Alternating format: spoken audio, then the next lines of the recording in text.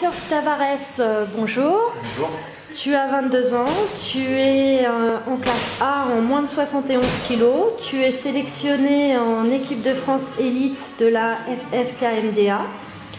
Tu as 38 combats à ton actif, 31 victoires, 8 par KO et 7 défaites, c'est bien ça? C'est ça. D'accord. Tu es champion d'Europe 2015 en boxe arabe en Belgique. Tu es vainqueur du Gala de Reims en 2015 en full.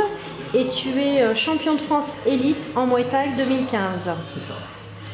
Que de beaux titres. 2014, champion de France kickboxing et vice-champion de France Muay Thai. 2013, champion de France espoir kickboxing. C'est ça. D'accord.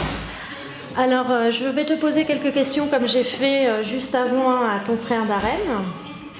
Tu reviens donc aujourd'hui de Thaïlande où tu as disputé les championnats du monde. La Coupe du Roi. La Coupe du Roi, pardon, excuse-moi, oui, la Coupe du Roi. Première fois, premier voyage en Thaïlande? Première fois, premier voyage en Thaïlande. Voilà, j'ai rencontré d'autres nations, j'ai vu des échanges, on a parlé avec les autres nations et c'était une bonne expérience. Bonne expérience. La Thaïlande, en Muay Thai, c'est mythique, c'est un rêve pour beaucoup de boxeurs français de pouvoir boxer en Thaïlande.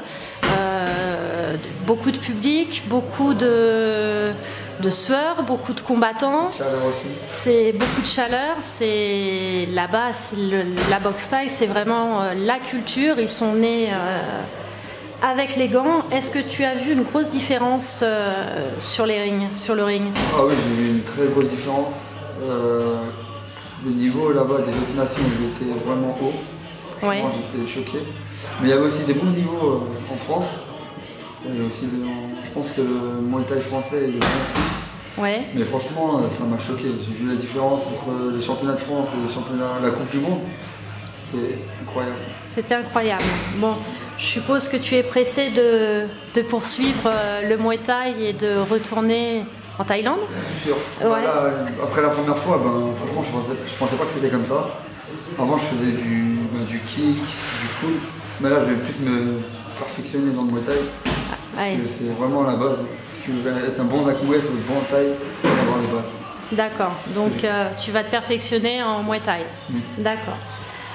Depuis quel âge tu pratiques le Muay Thai et le kickboxing justement? Alors, Muay Thai, ça fait 2 ans. Ah, c'est tout récent. Tout récent de Muay Thai. J'ai commencé par le kick. J'ai commencé à l'âge de 16 ans. Oui. Bien avec la fond dedans.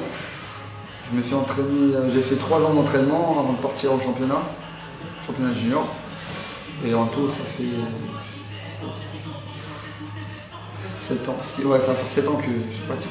D'accord. Donc oui, c'est pas si vieux que ça. T'as pas commencé tout minot. Non. J'ai D'accord. commencé par le foot, un peu. J'ai commencé par le foot. Après, j'ai fait un tout petit peu d'entraînement histoire de savoir comment c'était. J'avais pas aimé au début. Je suis parti au karaté. Je suis reparti au foot et je suis revenu à la boxe. D'accord. Et qu'est-ce qui t'a fait revenir à la boxe si au départ tu as pas trop apprécié? À la boxe, avant j'étais jeune, je voulais toucher à tout. Ouais. Après, je suis revenu ici et j'ai compris qu'il y avait beaucoup de valeur. Je me suis attaché à mon coach, à ma salle, à mes amis. Ouais. Et depuis, c'est ça qui m'a fait continuer à pratiquer les sports. D'accord. Donc tu as toujours été fidèle à la team El Kandili? Ouais, toujours. Toujours. T'as Abel, Tonton.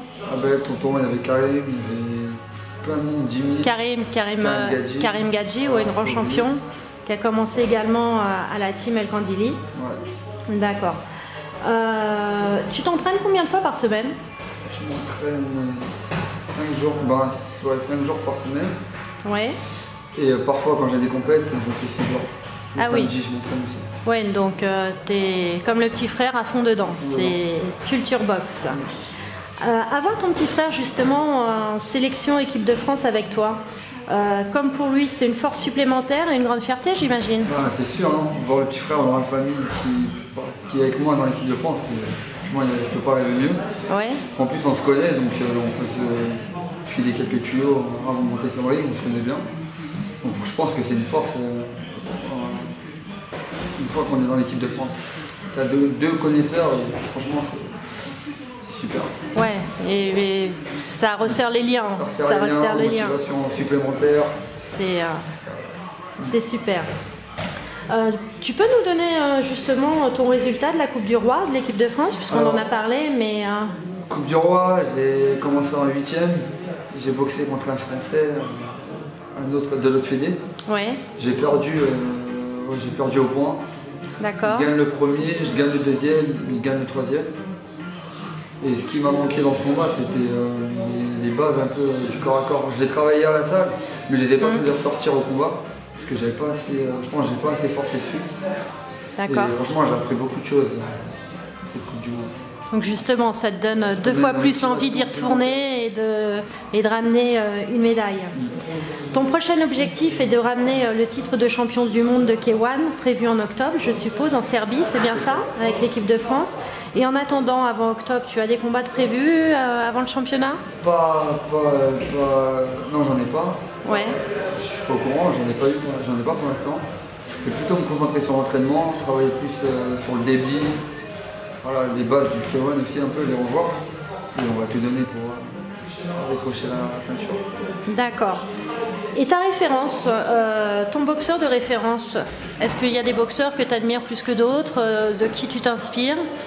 Ou pas vraiment, Non, j'ai pas de boxeur type. Ouais.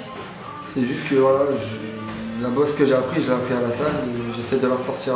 La boxe, c'est le Candili. Voilà, donc c'est votre marque de fabrique et c'est la famille. Eh ben écoute, super. Qu'est-ce qu'on peut te souhaiter? Bonne chance. Et bon ouais. Oui. Force à toi.